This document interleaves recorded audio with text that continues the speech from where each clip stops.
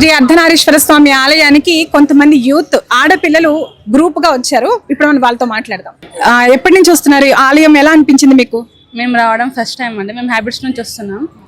చాలా మంచిగా అనిపిస్తుంది, చాలా పీస్ఫుల్ గా ఉంది. ఇక్కడ చూస్తుంటే ఇక్కడ కూర్చొని అనిపిస్తుంది. మేము వచ్చి చాలాసేపు అవుతుంది. ఎలా తెలిసింది ఇక్కడ ఈ టెంపుల్ కోసం?